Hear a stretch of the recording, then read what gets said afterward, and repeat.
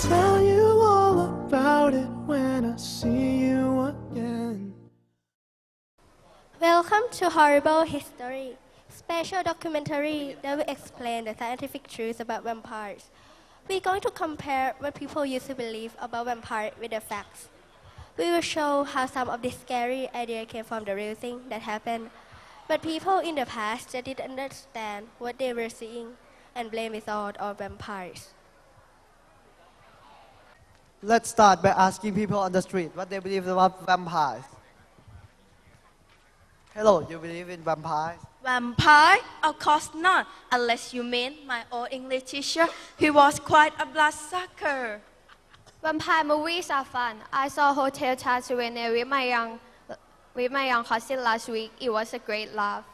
Why do you think people believe in vampires a few hundred years ago? They were very religious back, and then it was very easy to believe that devil, witch, ghost, and vampire were all real. Yes, they didn't know about viruses and genetics. So whenever someone died strangely or was born disabled, it was easy to blame it all on vampires and magic. Let's check that idea out. Hey you look like you're from the past. Hello, stranger. Yes, my family from Romania 300 years ago. What can you tell me about vampires? Vampires? Don't say that word. Dracula will come for you. Be very careful, stranger or vampire. It will come in the night and drink your blood.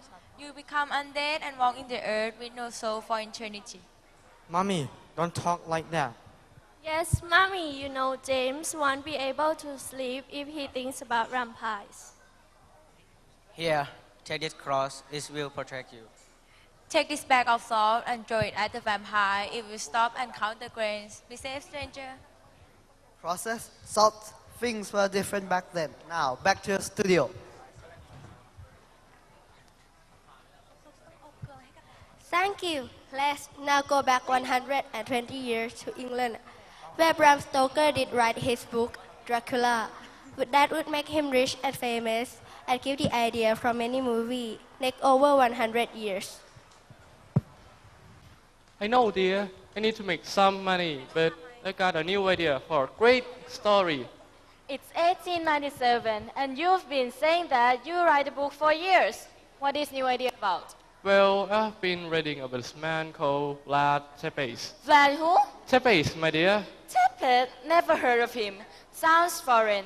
Is he some dirty foreigner somewhere in our great Queen Victoria's empire? No, my dear, he was a really evil man in Transylvania. He was known as Count Dracula. Dracula? That sounds an even more stupid name than Tepet. Not Tepet, my dear. Tepes. Well, I think something like Frankenstein would be a much better name. Dracula was his name, dear. He was an evil man that put hundreds of enemy men on wooden stake to die.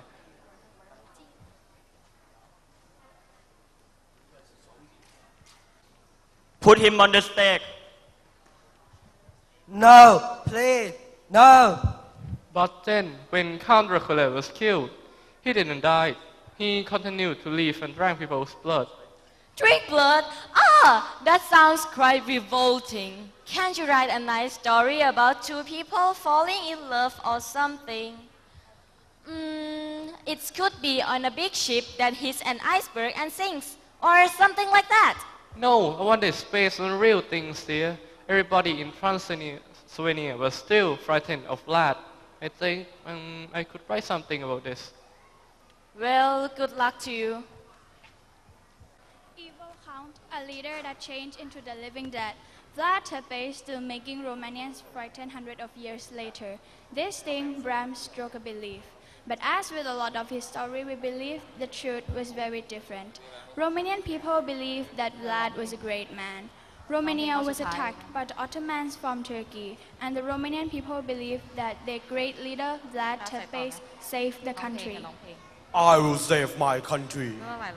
Vlad is our hero. He will save us. Yes, I'm his enemy, but he seemed to be a very good man. The history we know was written by the Turks who won, not the Romanians who lost.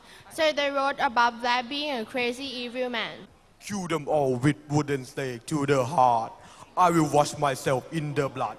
Your blood is so yummy. Okay, let's put him back up there, boys. No, I don't want to die like this. When Vlad died, he was buried, but when the coffin was opened later, the body was gone. People believed that now he was an undead vampire. There is nothing in the coffin. Vlad must have been a vampire. His body has probably been removed by his friends so that the Ottoman Turk could not destroy the body. We must find the body of this great man and bury him in the mountain where no enemy of Romania will ever find him. There are many different ideas about vampires. Different places in the world believe different things about them. This was good for Bram Stoker and later movie makers because they could choose which rule to use and which to forget to make the story different from others. I'm so handsome. Now I'm a vampire. But it is so boring never seeing my handsome face in the mirror. Yes, I'll use that. Born of vampire. I have a baby son, praise the Lord. Sorry, there are problem, dear. Your baby is a vampire. Look, its mouth and lips have not go like other normal people. It's a vampire. You must kill the devil at once. No, vampires can be born. I make vampires bite people. Try to count the soul on the floor. Come on, I only want a small taste of your delicious blood. Help! I don't want to die. Take that vampire. Not salt, please, not salt. Now I have to stop and count all the bits of salt. 1, 2, 3. My grandmother was right. Vampire must stop and count the salt. No, too strange. Need to be invited to the buildings. Pretty woman, let me in. I promise I only want to dance with you. Go away! I don't want you in here. I hypnotize you, pretty woman. You are in my power. Now you will invite me in. Now I'm in your power. Please come into my house. At last, a polite invitation, so now I can enter the bedroom. Time for dinner. Yes, I like that one. Let's take a look at this last idea and see where it could have come from. Imagine a house in Romania, hundreds of years ago, outside the village, in the countryside. Here there is always danger from the bad people entering the house. We have to go to work, but I'm worried about leaving our children here while we're gone. Look, what happened at our friend's house when the robbers came. We cannot take it with us. I think we should tell them a frightening story so that they will never invite a robber into the house. Or we could say that all the strangers are the devil.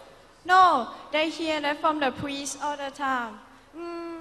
Let's say that all the strangers are vampires and they can come in if they are invited in. That's a good idea. The kids are so afraid of monsters. Come here, children, and listen carefully to your father.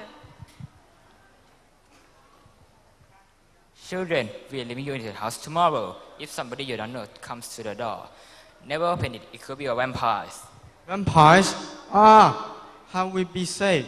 Remember, you'll be safe because vampires can enter the door if you would invite them in. Don't worry, Daddy. We will never invite a vampire in. I told you it would work. And the idea works so well that others use it 4 years later.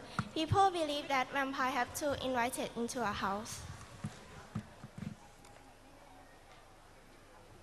So many different ideas about vampire, but the one idea all story have is about the blood.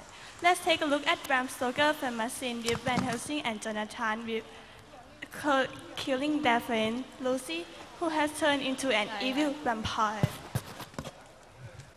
Jonathan, come to me. I need your blood. Ha ha ha ha ha. Lucy's alive? She's not Sarasas. She's Italian? No, it means the undead. Oh, what should we do? We must destroy her. The only way is to drive wooden stake to her heart. It must be done by one who loves her. But I only liked her. Close enough. Here, point the wooden stake to her heart and hit as hard as you can. Wait. Now. Oh my God, there's so much blood. She just ate. She's still alive. Hit her again. No, I can't. How much blood can she have left? Go. She almost dead. She's dead enough. Now she sleep in peace forever. Here, clean yourself up. Thank you.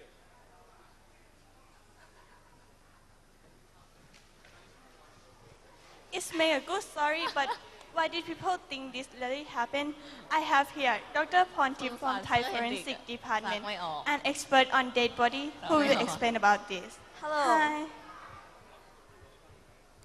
It's quite simple really. If you put a dead body in a closed coffin, when it is winter, the cold will act like a refrigerator and stop the body decaying.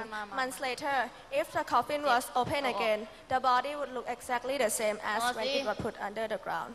Yes, that explains why the people look undead. But what about the blood, doctor? Where does the idea come from? The intestine get full of air in the coffin. Then, when a coffin is open, the gas from the stomach get out, pushing blood out the mouth. This makes the body look like it had just drunk some body blood. Okay, understand. Thank you. You're welcome. So many years ago, when people knew little about how the world worked, many bad things that they couldn't understand would be blamed on vampires. The good thing is that Bram Stoker did write his story based on this idea, and many people can enjoy having a fright with vampires in movies and books. But don't believe everything you are told.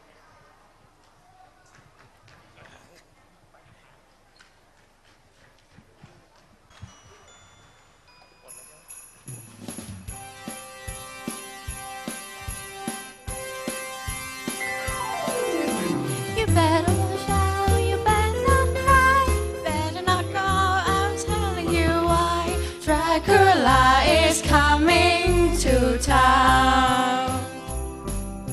He'll come not at night, he'll give you a fright. He find a juicy neck and give it a bite. Dracula is coming to town. He sees you when you're sleeping, he knows when you're awake. He has chocolate and candy, and he doesn't like Christmas cake. Oh, you better watch out, you better not cry, better not go out, I'm telling you why. Dracula is coming to town. He comes at night, he give me a fright. He finds juicy neck and give it a bite. Dracula is coming to town. He sees you when you're sleeping, he knows when you're awake. He has chocolate and candy, and he doesn't like Christmas cake. Oh, you better watch out, you better not cry, better not go out, I'm telling you why.